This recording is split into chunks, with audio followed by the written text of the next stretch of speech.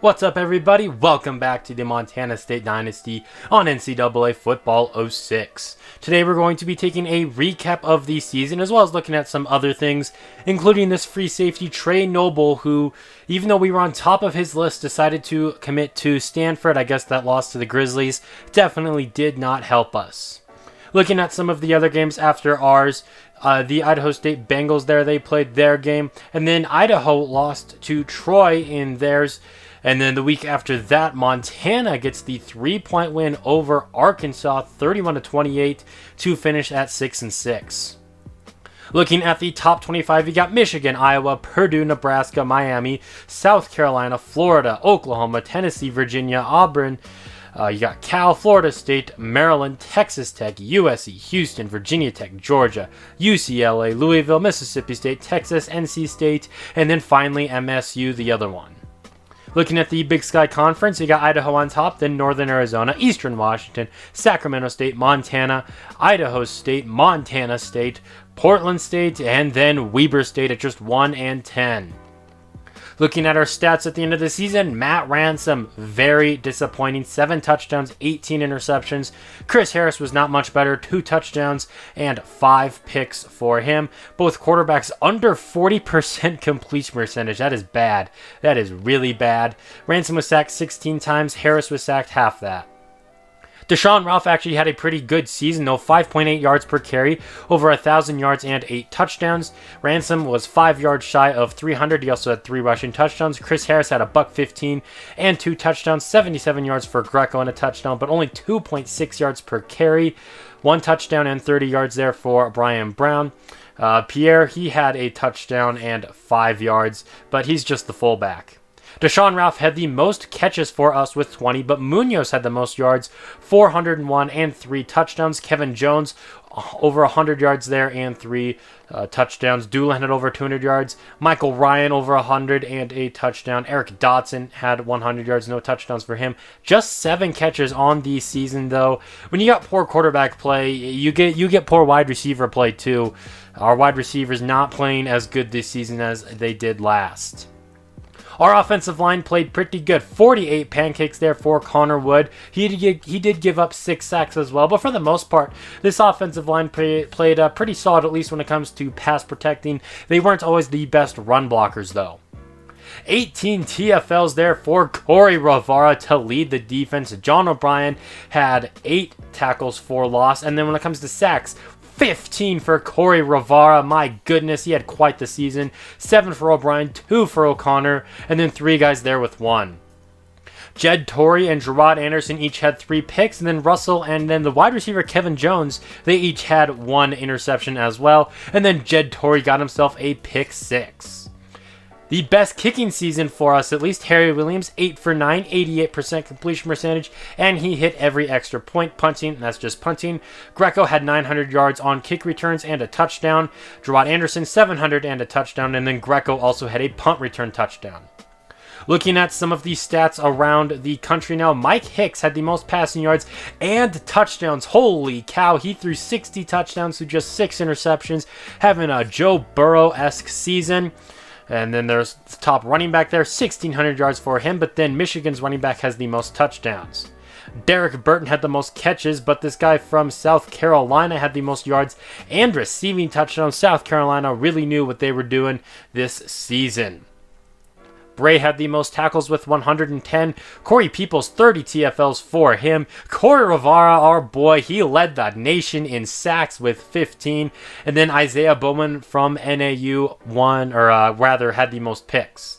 Mike Hicks got himself the Heisman Trophy, and then his number 1 wide receiver right behind him there, Corey Woods out of Michigan. He was 3rd. Then you got Jeff Bell. I'm not sure if that's supposed to be Mark Sanchez or not, but it is a USC quarterback wearing number 6 there. And then Iowa's quarterback came in 5th.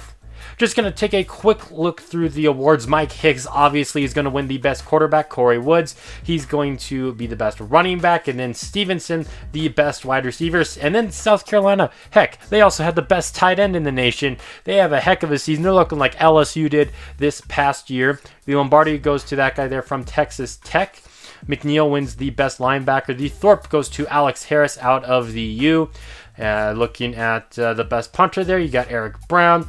Best return man, no Bobcats up there. We normally have someone up there, but not this season. But this season was quite the down year. Looking at the All-Americans, Connor Wood, second team All-American. My goodness. We're also going to look at the All-Big Sky team there. Devin Greco actually got the second string running back, or third string running back, actually. Interesting enough. I guess that's because of his return ability. Wood got himself, obviously, on the first team Big Sky as well. We didn't really have anyone on defense, though, as our defense was kind of bad this season. It's really surprising that Corey Rivaro, though, was not first team. He did make second team, as you'll see here in a second. Deshaun Ralph, second string running back for the second team. Probably should have made the first team, but, you know, whatever.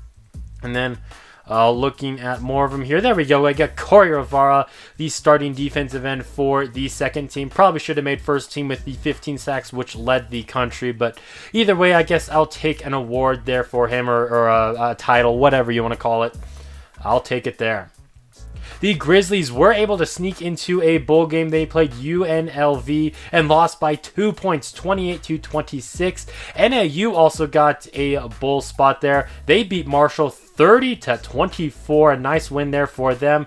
And then Idaho almost beat number 18 Virginia Tech, but they do fall short, 31-24.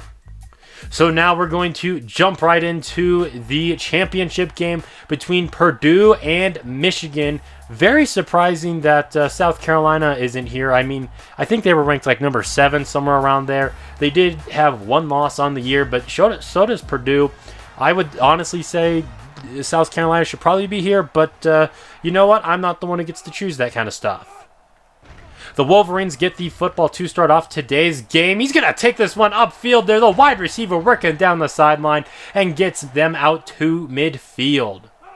They're now faced with a 3rd down and 8. Their quarterback's going to take a shot to the right there, but his pass is going to sail out of bounds, and the Wolverines got a punt. Now Purdue gets the football, but they immediately go 3 and out, unable to do anything there. They're faced with a 4th and 3 now, deep in their own territory, so obviously they're going to punt this one away. Here's the return man for the Wolverines. He's an impact player, and he's making quite the impact here down the right sideline. He's pushed out of bounds just outside of the red zone. Now 1st down and 10 from the 11, throw into the end zone, and there's number 81, the favorite receiver early on in this game. He gets into the end zone for the Michigan touchdown, and that's going to give them the early lead now, up 7-0.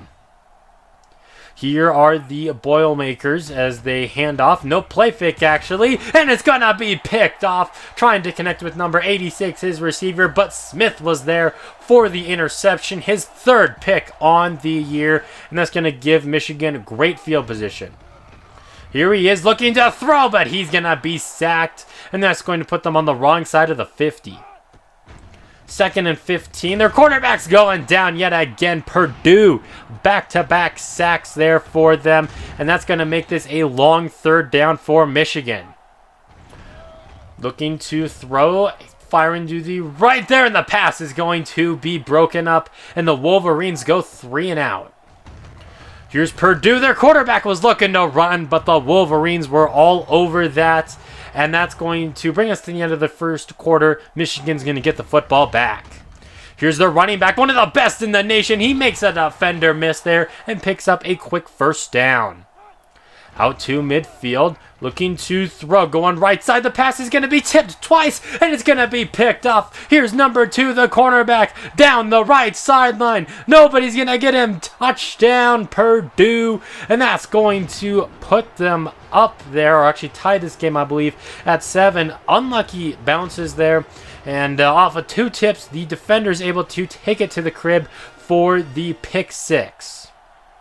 Michigan would immediately go 3 and out as well, and now it's their turn to punt the football and give it back to Purdue. But unfortunately for them, they are going to cough up the football, and Michigan's going to have great field position.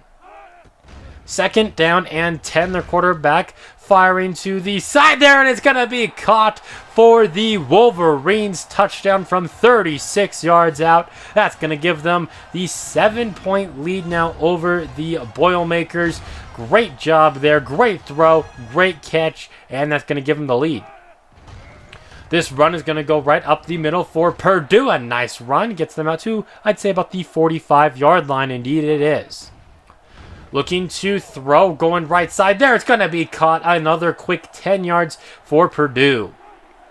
But now they're faced with a 3rd down and 9. Can they convert? They're taking a shot to the end zone here. Holy cow, what a catch in the back corner of the end zone. That is very deserving of a replay. Look at this here. He took a shot. Double man coverage. Doesn't matter. He's still able to tie the game up here. And now Purdue's defense is coming up clutch as they get the sack and force a 3rd down and long. And then they get another sack, forcing 4th down and even longer. Perdue ends up attempting a field goal here. The kick is up. It is good. That's going to put them up 17-14 at the half. Perdue is also going to get the football to start off the second half. And here's their running back breaking this one to the right side. Gets out to the 42. They're going to give it to him again. Bouncing around defenders. He's at the 40. The 30. Is anyone going to catch him? No, he's going to take it all the way to the house. Touchdown, Perdue. 58-yard run there, and that's going to give them the 10-point lead. Michigan finds themselves in a little bit of a hole here, and that play does not help as they force 4th down and inches and a punt.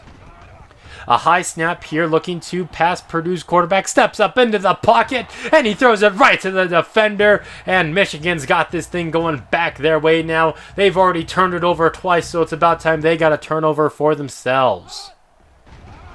Play action here. Their quarterback looks to throw, firing to the right side. He has his man on the sideline. A nice play there. Play action yet again. The quarterback rolls to his right, fires to the end zone. Touchdown, Wolverines. And they're inching back into this game now, down by just 3 points with over a minute left to play in the 3rd quarter. Here's Purdue's quarterback throwing back across his body, able to get it to his man, who's then able to turn it upfield. That play probably should have been for a loss, but instead he turns it into a nice gain. Throwing quickly again, but not going anywhere there. And Perdue ends up having to punt as that was 3rd down. Michigan is also going to have to punt after their play just gets back to the line of scrimmage there. So now Perdue, they get the football right back, going right underneath, and a quick 1st down there for them. Into the 4th quarter, just about 3 minutes left to play. Throwing right side there. He has his man, and that's going to get them across the 30-yard line. The Boilermakers moving the football nicely here as they're in Michigan territory.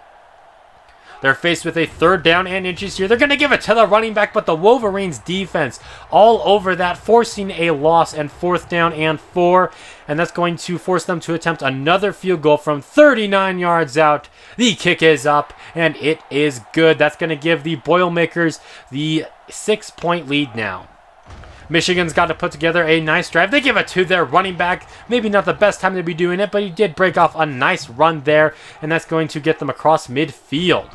A high snap here, but the quarterback's able to get rid of it. A nice play there for the Wolverines. But here they're faced with just 4 seconds left on the clock. They were all out of timeouts. Couldn't take a shot to the end zone as he got sacked. And that's going to wrap up this game as the Boilermakers get the championship here. They win the 2009 National Championship here in Miami, Florida. A fantastic win for them. Michigan was looking to get their 2nd of this series, but unable to do so today. That's going to do it for this video. Hopefully we'll have the off season coming up soon, but until next time, this has been Jeffrey reminding you to stay moist.